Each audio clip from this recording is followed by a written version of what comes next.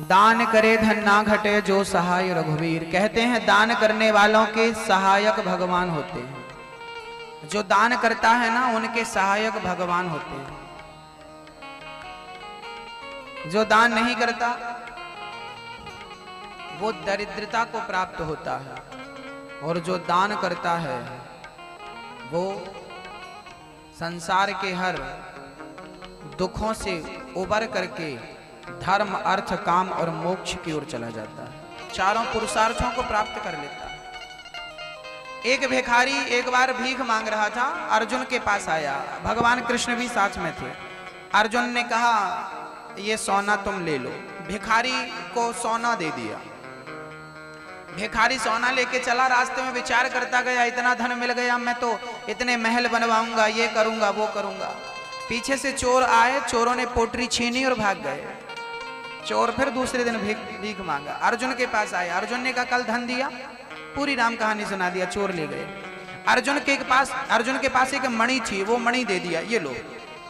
भिखारी मन में सोचा ये मणि बड़ी कीमती है, इससे मैं अपने कितने बंगले बनाऊंगा, मैं स्वयं राजा बन जाऊंगा, ढेर प्रजा होगी और मैं ऐश करूंगा। तभी प्यास लगी तो पास में एक झरना था, उसमें पानी पीने गया तो उसकी मणि अचानक उस झरने में गिर गई।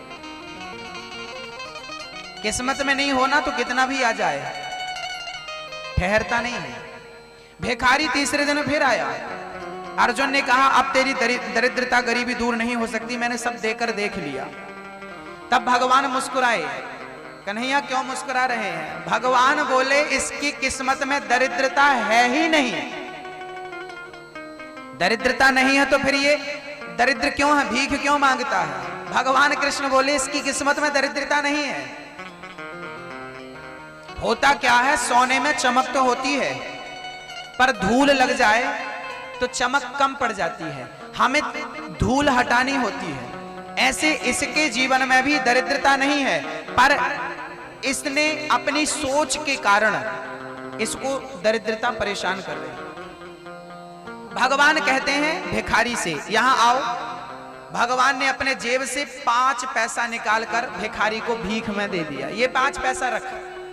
अब भिखारी मन में सोचा परसों सोना मिला था, कल मणि मिली थी, आज 5 पैसा, इस 5 पैसे में क्या होगा? अर्जुन ने भगवान से पूछा प्रभु इस 5 पैसे से क्या होगा, उसकी दरिद्रता दूर हो जाएगी? भगवान बोले हाँ, तेरे सोने और तेरे मणि से जो नहीं हुआ वो इस 5 पैसे से होगा। अर्जुन बोले मैं देखना चाहता हूं परिणाम क्या है। भगवान बोले चला जा पीछे पीछे। उसी सरोवर में, जिस सरोवर में इसकी मणि गिरी थी, उसी सरोवर में एक मछुआरा मछली पकड़ रहा था। उस मछुआरे के जाल में संयोग बस एक ही मछली फंसी थी, बड़ी तड़प रही थी। भिखारी को दया आ गई उस मछली की तरफ देखकर। भिखारी ने कहा भैया ये 5 पैसे तुम रख लो और मछली को छोड़ दो, मैं देख नहीं पा रहा हूं, उसकी तड़प नहीं बर्दाश्त होती। मछुआरे ने कहा चल ठीक है 5 पैसे लाओ। 5 पैसे लिया और मणि वो मछली उठाकर भिखारी के कमंडल में डाल दिया।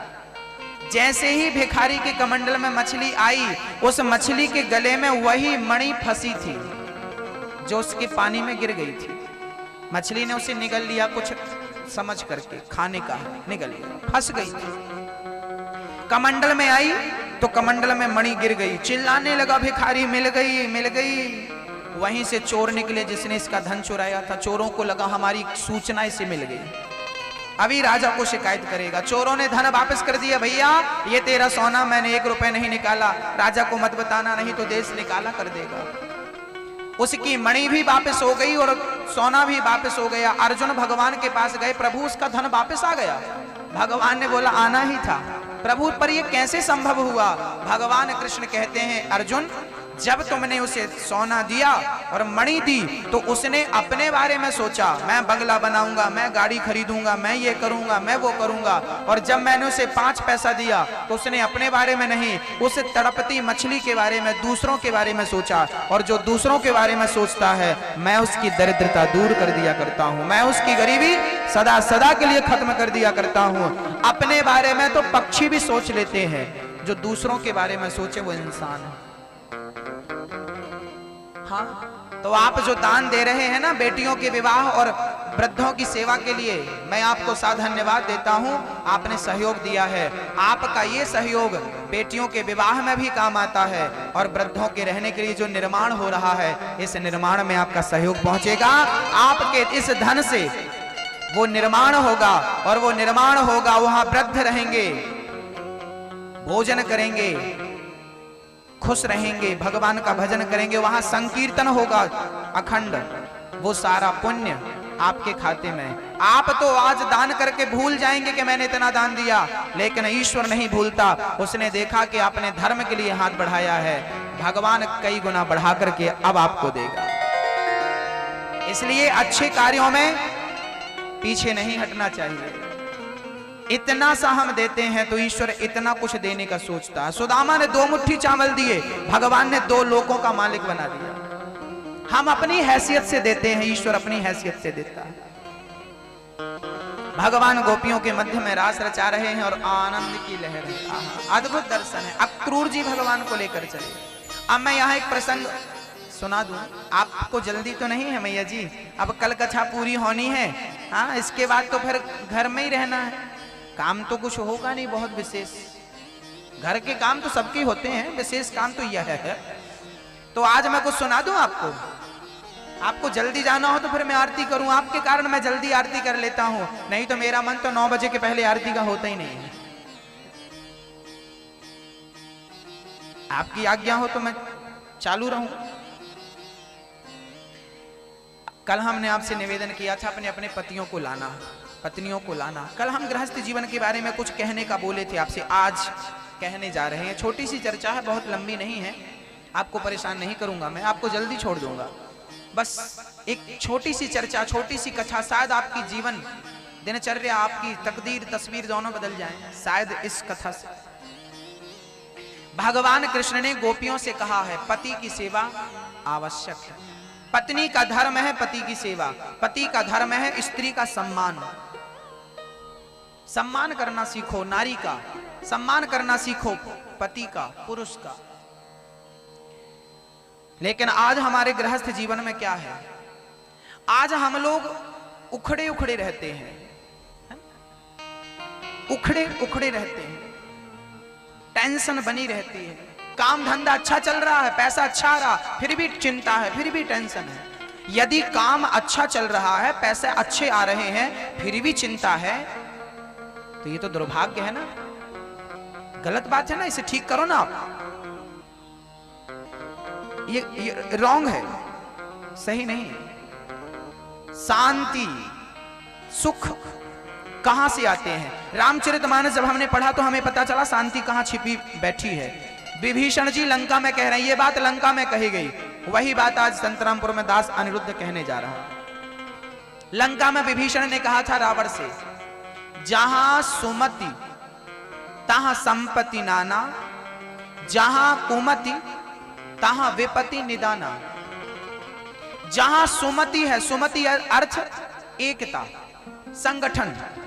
जहां प्रेम अधिक है वहां शांति है। याद रखना मेरी मां, पैसे से धन से शांति नहीं मिलती, बल्कि परस्पर प्रेम से। जहां प्रेम की अधिकता होती है, रिश्तों में प्रेम होता है, वहां ही शांति का, लक्ष्मी का वास होता है। इसलिए प्रेम होना चाहिए। आज हमारे बीच में ना प्रेम नहीं रह गया। पैसा तो है, काम तो है, बिजी तो है, बट प्रेम नहीं। आज बेटा अपनी मां से प्रेम नहीं करता, पत्नी अपने पति से प्रेम नहीं कर पाती, पति अपनी पत्नी से प्रेम नहीं करता, क्योंकि उसे पड़ोसन को भी तो देखना रहता है, इसलिए बट जाता है प्रेम। बड़ी विडंबना है। क्यों? नारी अपने पति के अतिरिक्त किसी को नहीं देखती, पर 100 में से 95 पुरुष ऐसे होते हैं जो नारी के होते हुए भी पड़ोसन को ताकते रहते हैं। पुरुषों की आदतें अच्छी नहीं हैं। नारियां हमारे भारत की बढ़िया है। कुछ नारियां, मैं 100% तो सारी नारियों को अच्छी भी नहीं कह सकता ना, क्योंकि इनमें 95% अच्छी हैं, 5 बुरी हैं। ये 5 नारियां ऐसी हैं जो बसे बसाए घर को उजाड़ देती हैं। एक घटना मेरे सामने घट गई। एक बार क्या हुआ, एक बहन मेरे पास रोती रोती आ गई, महाराज जी मैं बर्बाद हो गई। क्या हुआ? महाराज जी मेरा ये 4 साल का बेटा है, नन्हा सा। हाँ हाँ क्या हुआ? महाराज जी हमारे घर में रोटी नहीं है खाने को। हमने कहा तू तो अच्छे घर की दिख रही है, खाती पीती, ये क्या चल रहा है? बोले महाराज जी मेरा पति बैंक का मैनेजर है, 50,000 रुपए महीना कमाता है। अरे तो फिर रोटी की क्या परेशानी है? महाराज जी मेरे पति का मेरे पड़ोसन के साथ चक्कर है। मेरी पड़ोसन जो है ना, मेरा पति 50,000 तो कमाता है, पर पड़ोसन के पास आता है, पैसा उसे देता है, उसके पास रहता है, ना बच्चे को देखता है ना मुझे देखता है। शादी के बाद तो बहुत अच्छा था, मेरा पति बहुत बढ़िया था, लेकिन पता नहीं क्या हुआ, ये पड़ोसन रोज देखती थी, क्या चक्कर चलाया, क्या जादू किया मेरे पति पर, मेरा पति मेरे से छिन गया, मैं क्या करूं? अब या तो मैं आत्महत्या कर लूं अपने बच्चे के साथ, या तो आप मुझे कोई मार्ग बताइए। उस बहन ने मेरे से पूछा, पर मैं भी क्या कर सकता था? मैंने उसे सांत्वना दी, बहन आत्महत्या मत करना, चुनौतियों को स्वीकार करना चाहिए, लड़ना चाहिए, हार नहीं मानना चाहिए। मर जाने से किसी भी समस्या का समाधान नहीं होगा। मैं मर जाऊंगी या मर जाऊंगा तो क्या होगा? क्या समस्या का समाधान हो जाएगा? ना मेरी बहन, ना मेरी मां। ऐसी स्थितियों में, ऐसी परिस्थितियों में हारने की जगह मजबूत होना चाहिए, हिम्मत से, अपने धैर्य से, अपने विवेक से काम लेना चाहिए। यहां जल्दबाजी, आप वो तो चाहता है ना कि आप मर जाओ, और आप मरोगी तो वो तो दूसरी शादी तुरंत कर लेगा। यहां मौका नहीं देना। यहां क्या करना है ऐसी हालत में, ऐसी स्थिति में, आपको मैं कहने जा रहा हूं। मैंने उस बहन को पहले तो समझाया कि तू ऐसे मरने का कदम मत उठाना, मैं तेरे साथ हूं, भगवान तेरे साथ है। मैंने उसे समझाया, वो समझकर चली भी गई। परिणाम क्या हुआ? एक दिन कथा चल रही थी, उसकी पड़ोस के सारे लोग कथा में आए। संयोग देखिए कि जिसके साथ उसके पति का चक्कर था ना, वो महिला भी कथा में आकर बैठ गई अकस्मात। और जब वो आकर बैठी तो मैं कथा में यही प्रसंग सुना रहा था। कथा में आकर बैठी, मैंने कथा में कहा कि जो लोग दूसरों का घर बर्बाद करते हैं, चाहे वो स्त्री हो, स्त्री ने यदि दूसरे का घर बर्बाद किया है, या पुरुष ने दूसरे का घर बर्बाद किया, यदि आपने दूसरों के मार्ग पर कांटे बिछाए हैं, तो याद रखना 7 जन्म तक आपका घर बसेगा नहीं, परमात्मा बसने नहीं देगा। क्योंकि परमात्मा ना सबको देखता है, जैसी करनी वैसी भरनी। गलत काम ईश्वर माफ कभी नहीं करता, परिणाम गलत होता है। जैसा करोगे वैसा भरोगे। मैंने कहा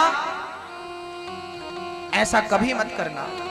उस महिला को बात समझ में आई और उस महिला ने उसके पति को छोड़ दिया। उसका पति घर में रहने लगा, पत्नी के साथ रहने लगा, उसका जीवन फिर हरा भरा हो गया। एक वैश्या रहा करती थी, वो वैश्या से पूरे गांव वाले परेशान थे। एक महात्मा जी को पता चला कि इस गांव को वैश्या ने दूषित कर दिया है, तो महात्मा साधु थे, वो साधु जी आए और वैश्या के घर के सामने घास की कुटिया बनाई और वहीं पर महात्मा जी रहने लगे। गांव वाले भी आने लगे, हरे राम जाप करने लगे, कीर्तन करने लगे। अब वैश्या ना बड़ी डिस्टर्ब होने लगी। एक दिन वैश्या के मन में ख्याल आया कि बाबा की कुटिया जला दूं तो कुटिया ही नहीं रहेगी तो बाबा भाग जाएगा, क्योंकि इसके कारण मेरा सारा काम बिगड़ गया। जो मेरा ग्राहक है वो भजन में लग जाता है, भक्ति के वायरस फैल रहे हैं, चारों तरफ वातावरण दूषित था, अब सुरक्षित हो रहा है, पॉजिटिव ऊर्जा मिल रही सबको। वैश्या तंग आ गई संत से, उसने अपने यारों से कहा जाओ बाबा की कुटिया में जरा आग तो लगाओ। यारों ने जाकर बाबा की कुटिया में आग लगा दी, और जब आग लगी तो देखना ईश्वर का चमत्कार। ईश्वर किसके साथ है और किसके साथ नहीं है? वो सत्य के और न्याय के साथ है, अन्याय के साथ वो। जब वैश्या ने आग लगवाई अपने यारों से, जाओ आग लगा दो, महात्मा के कुटिया में आग लगी, महात्मा की कुटिया जलने लगी। पर संत को क्या मोह था कुटिया और घर से। संत बाहर खड़े होकर प्रसन्न मुद्रा में मुस्कुराने लगे। उसी समय परमात्मा की कृपा से हवा चली, और जब हवा चली तो जो आग कुटिया में लगी थी वो आग उड़ उड़ करके वैश्या के घर में जाने लगी और वैश्या का घर देखते देखते जल गया। वैश्या दौड़ी दौड़ी आई, महात्मा जी आपने मेरे घर में आग लगा दी। महात्मा मुस्कुराए, देवी मैंने तेरा घर कहां जलाया? तो किसने जलाया? बोले तेरे यार ने मेरा घर जलाया, तो मेरे यार ने भी तेरा घर जला दिया। हिसाब बराबर।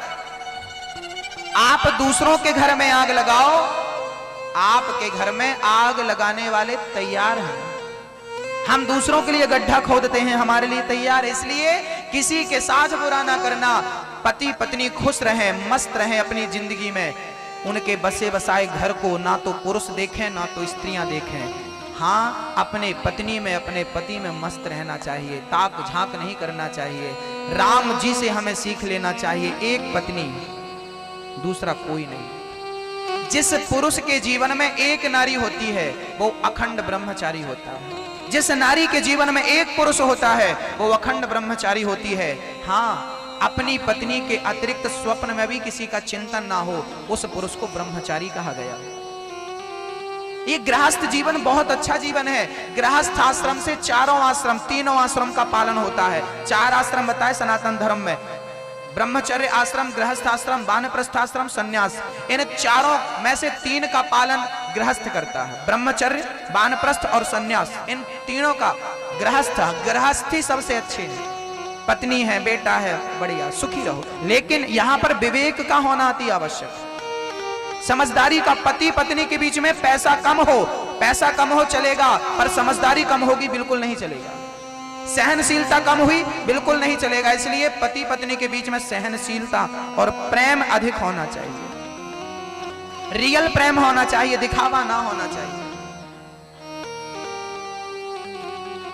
हमारी बड़ी विडंबना है, एक सज्जन अपनी पत्नी को मारते थे, हमारी पहचान के थे, मारते थे, पत्नी को मारते थे, कभी डांटते थे, कभी मारते थे, कभी भोजन की थाली उठाकर पटक देते थे, बड़ा परेशान करते थे। जब वो सज्जन 40 वर्ष के हुए ना तो अकस्मात उनकी पत्नी मर गई। और जब पत्नी मरी ना तब उनको पता चला कि पत्नी की कीमत क्या थी। जब तक पत्नी होती है ना हमें पता नहीं चलता कि पत्नी क्या चीज है। जब पत्नी मर जाती है ना, आपके अपने घर में आप अपने आप को पराया सा महसूस करने लगते हैं।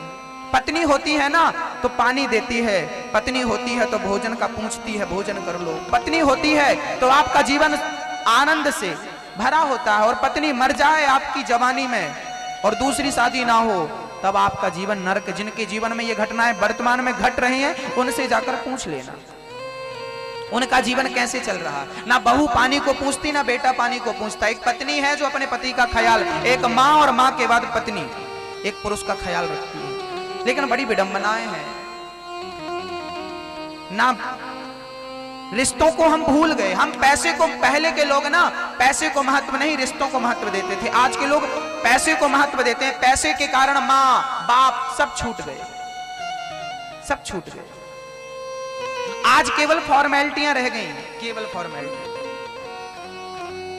आज सास जब तक जिंदा होती है ना, सास जब तक जिंदा होती है बहू पानी नहीं पिलाती, एक गिलास पानी नहीं पिलाती। बुढ़ी सुनिएगा जरा, सास जिंदा थी बहू ने रोटी नहीं दी, सास जिंदा थी बहू ने गिलास भर पानी नहीं दिया। और सास मर जाती है तो बहू रोती है, बाल्टी भर भर के आंसू बहाती है। और कई बहुएं तो बेहोश हो जाती है। कहते हैं कि जब तक जिंदा थी आपकी सास उसकी सेवा करो, मरने के बाद आंसू बहाना बड़ी बात नहीं। मेरे मरने पर मेरा दुश्मन भी रोएगा, मरने पर रोना बड़ी बात नहीं है। लोग तो कोई भी हो, कोई भी मरे तो आदमी रो देता है। अरे मरने पर आंसू बहाने से अच्छा है जब तक वो जिंदा है तब तक उसके कंधे से कंधे मिलाकर उसका साथ दो, उसकी आंखों में कभी आंसू मत आने दो, उसके जीते जी उसका सपोर्ट करो, उसका सहयोग करो। मरने के बाद रोना, केवल रोना, रोना सबसे ज्यादा बहुएं ही रोती हैं। ये सारी बहुओं पर लागू नहीं होगा, पर कुछ बहुओं पर लागू पूरा होता। और बहुएं ना फ्रंट में बैठ के रोती हैं, सबसे आगे कॉर्नर पर, ताकि पहले आने वालों की नजर बहू पर पड़े। अरे राम राम राम, बहू बहुत रो रही है। कितना दिखावा हो गया है, रिश्तों में भी दिखावा। ये रिश्ते दिखावे से नहीं चलते, रियल होना चाहिए। जो है अंदर है, रियल है, प्रेम है, वो दिखावे की आवश्यकता नहीं है। हम कहते हैं ना ठीक है, जो कर सको, जितना कर सको उतना करो। जब तक जिंदा होते हैं ना, ना माँ की वैल्यू, ना पिता की वैल्यू, ना पत्नी की, ना पति की, अपनी मस्ती में मस्त है। एक सज्जन सो रहे थे, यमराज आए, चल तुझे लेके चलता हूं, तेरा समय पूरा, टाइम पूरा हो गया। सज्जन बोले ना ना, मैं तो अभी परिवार को टाइम ही मैंने नहीं दिया, थोड़ा टाइम दो यमराज जी।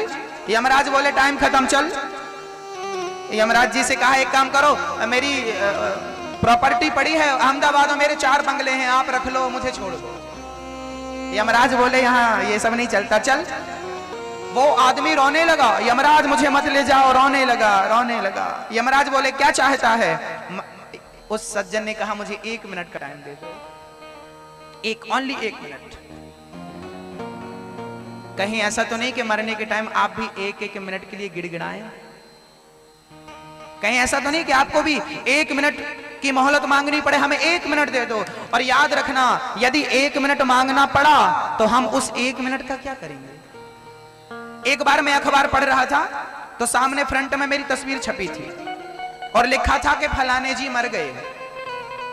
मैंने कहा यार अच्छा मजाक किया किसी ने, मैं तो जिंदा हूं, और अखबार में लिख दिया मर गया। मैंने बाहर देखा तो घर में भीड़ लगी थी, सारे लोग व्हाइट कपड़े पहनकर आए थे। मैंने ध्यान से देखा ये सब क्यों रो रहे हैं? माँ रो रही, बहन रो रही, पिता रो रहा, पत्नी रो रही, बच्चे रो रहे। अरे भाई क्या हुआ, आज घर में मातम क्यों चल रहा है? मैं कह तो रहा था क्यों रो रहे हो, क्यों रो रहे, पर कोई सुनने वाला नहीं। जाकर देखा तो एक लाश पड़ी थी, ध्यान से देखा तो वो लाश किसी और की नहीं, मेरी लाश थी। अरे मैं जिंदा हूं, अब मुझे पता चला मैं मर गया हूं और मैं आत्मा बन के भटक रहा हूं, मैं सचमुच मर गया हूं। मेरी याद रखना, जब आप मरोगे ना तो आपकी लाश पड़ी रहेगी, आपकी लाश तो पड़ी रहेगी पर आपकी आत्मा वहीं भटकेगी। आप देखोगे फलाना रो रहा है पर कुछ कर नहीं पाओगे। आप सबको देख पाओगे बट आपको कोई नहीं देख पाएगा, आप चुपचाप बैठे रहोगे। माँ रो रही है, पत्नी रो रही है, बेटा सब रो रहे हैं। अब लग रहा है थोड़ा सा समय होता तो अपनी माँ के पांव दबा दिया होता, अरे समय होता तो थोड़ी पत्नी से प्यार की 2 बातें कर लिया होता, समय होता तो बच्चे के सिर में प्यार से हाथ घुमाकर उसे संस्कार दे दिया होता, पर समय तो खत्म। तभी मैंने भगवान से कहा कन्हैया मुझे 1 मिनट का टाइम दे दे, एक मिनट। भगवान ने कहा पागल, मैंने 80 साल की उम्र दे तो रखी थी, 100 साल का समय दे तो रखा था, इस 100 साल में तूने क्या किया? प्रभु तब पता नहीं था ना कि ये जिंदगी तुमने क्यों दी है, तब तो पैसा कमाने में मस्त थे। आज पता चला कि ये जिंदगी किसी और चीज के लिए थी पर हम कुछ और करते रहे। आज पता चला। अब कब पता चला? जब सारा टाइम हाथ से जा चुका है। क्या कर पाओगे अब सिवा रोने के? फिर भी भगवान दयालु है, उसने कहा चल मैंने 1 मिनट का टाइम दिया। अब जिसको 1 मिनट का टाइम मिला है वो क्या करता है? एक छोटा सा भजन गाऊंगा, इस भजन को बहुत गंभीरता से सुनिए और समझिएगा। जिसके जीवन का केवल 1 मिनट शेष बचा है वो क्या चाहता है पता नहीं कब आ जाए किसका, इसलिए प्रेम से रहो, प्रेम से रहो घर गृहस्थी में, सेवा करो माँ बाप की, परिवार का सम्मान करो और भगवान का भजन करते रहो। अक्रूर जी महाराज भगवान को लेने चले हैं। 2 मिनट में मैं विवाह उत्सव की ओर चलता हूं। जो कथा आज छूट जाएंगी मैं उन्हें स्पर्श कर लूंगा, उनका विस्तार कल करूंगा। हाँ, भगवान श्री अक्रूर जी महाराज गए हैं भगवान कृष्ण को लेने के लिए, कंस ने भेजा है। भगवान चले हैं, रास्ते में माँ यशोदा ने रास्ता रोका, गोपियां खड़ी हो गई, मेरे ऊपर से रथ ले जाओ, मैं आपको छोड़कर नहीं रह सकती। भगवान चल पड़े हैं और कंस के मथुरा में जाकर भगवान एक शिविर में ठहरे हैं। एक धोबी कपड़ा लेकर जा रहा था, भगवान ने कपड़े धारण किए, दर्जी ने नाप के सिल दिए, दर्जी को आशीर्वाद दिया, धोबी का उद्धार किया। कुब्जा पर कृपा करी, कुब्जा ने चंदन लगाया, सुदामा नाम के माली ने भगवान को माला पहनाया। भगवान ने कंस के यज्ञ को विध्वंस किया और कंस की सेनाओं का संहार करके भगवान पश्चात लौटे हैं। दूसरे दिन कुबलिया पीड़ नाम का हाथी भगवान की ओर बढ़ा, भगवान ने पछाड़ दिया, चाणूर मुष्टिक को मारा और कंस के ऊपर सभा में पहुंचकर भगवान ने केस पकड़ लिए, मूर्ख तू मुझे मारेगा, तूने मेरी मां पर अत्याचार किया। कंस को भगवान ने उठाकर पटक दिया, कंस थर थर कांपने लगा। भगवान कंस को उठाकर नीचे फेंके और खुद कूद पड़े, कंस का उद्धार हो गया। कंस के भाइयों को मार के कंस के पाप से लोगों को मुक्त किया और भगवान श्री कृष्ण ने बड़े प्रेम से कंस के पिता उग्रसेन को मथुरा का राजा बनाया। गर्गाचार्य जी ने गुरु मंत्र दिया, कल गुरु मंत्र का कार्यक्रम है। जिन भक्तों को गुरु मंत्र लेना है कल ठीक 9 बजे, कल प्रातः काल 9 बजे यहां उपस्थित हो जाएं इसी पांडाल में। जिनको गुरु मंत्र लेना है कल ठीक 9 बजे सुबह गुरु मंत्र दिया जाएगा। एक श्रीफल, वस्त्र और आपकी श्रद्धा जो है वो प्रेम से आप ला सकते हैं। एक वस्त्र और एक श्रीफल, पूजा की थाली अनिवार्य रहेगी और बाकी आपकी श्रद्धा है। पश्चात भगवान गुरुकुल उज्जैन गए पढ़ने के लिए। गुरु जी ने 64 दिन में 64 कलाएं सिखाकर विदा किया। भगवान ने उनके पुत्र को जीवित करके उन्हें दक्षिणा में दिया है। और भगवान से युद्ध करने जरासंध आया। 17 दिन तक 17 बार भगवान ने जरासंध को पछाड़ा, काल्य बनाया, मुचकुंद का उद्धार कराया। 18वीं बार जरासंध आया, भगवान मैदान छोड़कर भागे, प्रवर्षण पर्वत पर चढ़े और वहां प्रवर्षण पर्वत पर आग लगा दी जरासंध ने। तो भगवान भागकर गुजरात द्वारिका आ गए और द्वारिकाधीश कहलाने लगे। बोलिए द्वारिकाधीश की। द्वारिका का सुंदर निर्माण विश्वकर्मा ने किया और द्वारिकाधीश बड़े प्रेम से द्वारिकाधीश बने। बलराम जी का विवाह